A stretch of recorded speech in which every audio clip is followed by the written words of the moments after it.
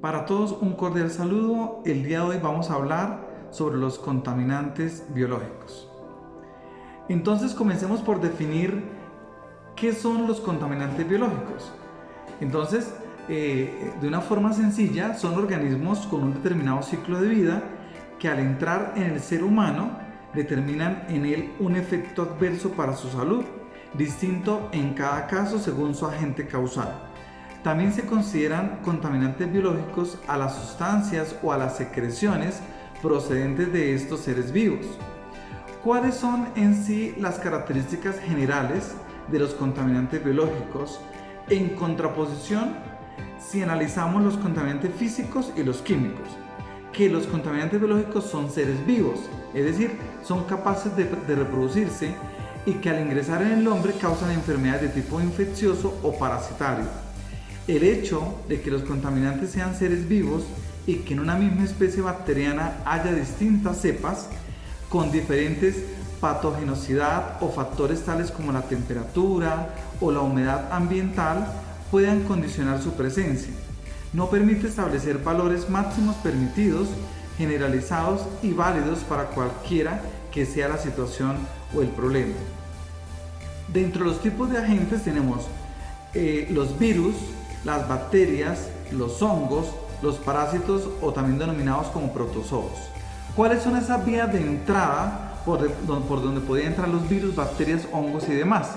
Entonces la vía dérmica, la vía ocular a través de la conjuntiva, la vía parental como consecuencia de pinchazos, mordeduras, cortes, erosiones, salpicaduras y también a través de la vía digestiva, es decir, por ingestión accidental, al comer, al beber o fumar en algún lugar de trabajo, también a través de la vía respiratoria por inhalación, es decir, por aspiración de secreciones, toses, estornudos, etc. Ahora vamos a definir cada uno de estos. El virus, ¿qué son los virus? Un virus es un agente parasitario microscópico y acelular, es decir, de tamaño muy inferior a lo visible y que no está compuesto por células, pero es capaz de reproducirse únicamente en el interior de una célula hospedadora, aprovechándose de los mecanismos de replicación genética que ella posee. Los virus pueden afectar distintas formas de vida como son los animales, las plantas, las bacterias o incluso otros virus, los llamados virófagos, ya que no pueden sobrevivir por cuenta propia. Dentro de estos también tenemos las bacterias. Las bacterias son organismos procariotas unicelulares que se encuentran en casi todas las partes de la Tierra.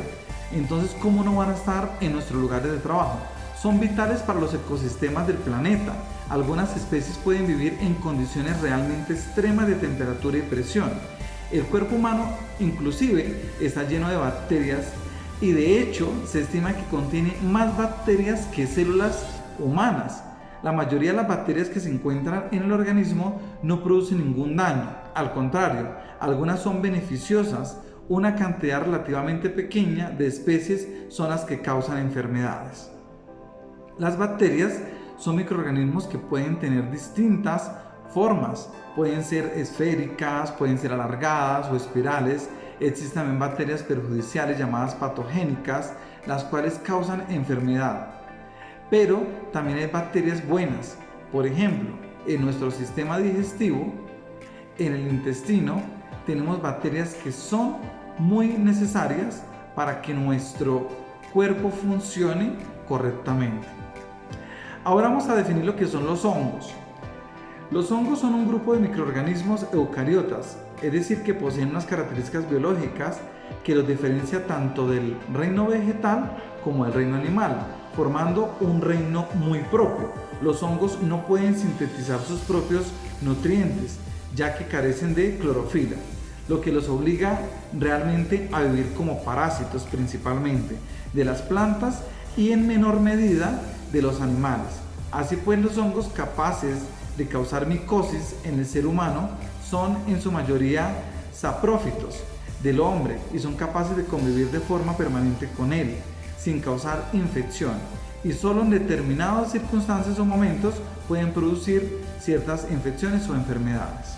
Bueno, muy bien, eso por el lado de los hongos. Ahora, ¿qué son los parásitos? Un parásito es un organismo que vive sobre otra especie o en su interior.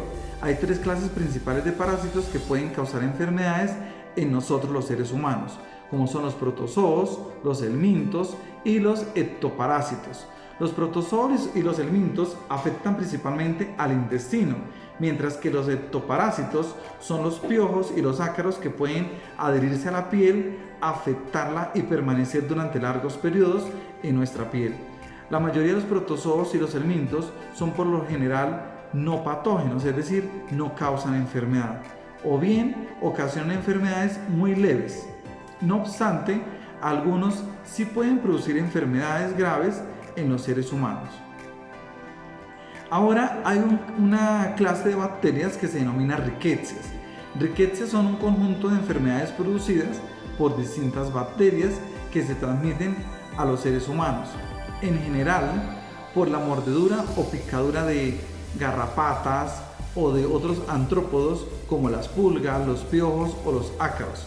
Las rickettsias pueden afectar a cualquier persona, aunque se diagnostican más casos en niños y con un ligero predominio en el sexo masculino, posiblemente relacionado con una mayor exposición al hábitat de las garrapatas. Para todos, muchas gracias. Vamos a continuar en un segundo video siguiendo con la capacitación en factores de riesgo biológico. Nos vemos en el segundo video.